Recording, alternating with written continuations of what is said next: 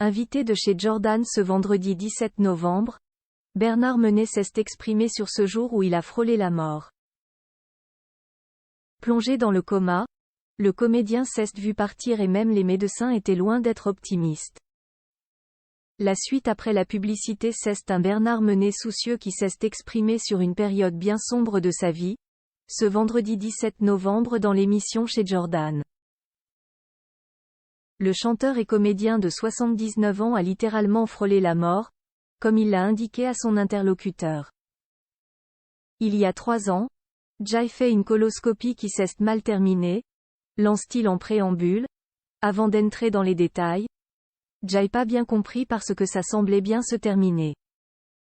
Je prends mon petit café avant de partir, je téléphone chez moi en disant à ma femme, il semblerait d'après les médecins que je vais rester en surveillance, apporte-moi le pyjama et après ça ne va plus du tout, Jay eut l'impression de mourir.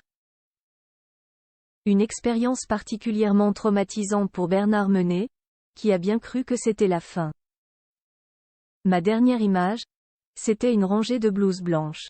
C'est-à-dire que je pense qu'à l'hôpital Saint-Joseph, à Paris, ils ont alerté d'autres professeurs de la clinique pour voir quoi faire et quoi faire. Ça a été me mettre dans le coma, poursuit celui qui, avec sa femme, a déjà tout prévu pour sa fin de vie. Une situation critique pour l'artiste, qui dévoile ensuite le fond du problème. Jay eut le syndrome de Mendelssohn, qui est le retour de la bile dans les poumons. Si on attend trop, c'est la mort, c'est létal et en me mettant dans le coma, ils ont pu arranger le truc, mais je me suis vu mourir. Une situation gravissime pour l'acteur français, accompagné par sa femme Maribel dans cette terrible épreuve. Quand elle est arrivée à l'hôpital, j'étais déjà dans le coma. On lui a demandé qu'il fallait prévenir au cas où ça se finissait mal, raconte, l'air très grave, Bernard Menet. Une situation qui a duré près de 24 heures, puisqu'il indique s'être réveillé de son coma le lendemain matin. Jay fait 3 jours de réanimation, avec des tuyaux et tout le truc et ensuite Jay fait 3 jours normaux et puis je suis rentré chez moi, précise le grand copain de Bernard Lecoq, avec qui il a partagé une pétanque dans le froid pour le Téléthon.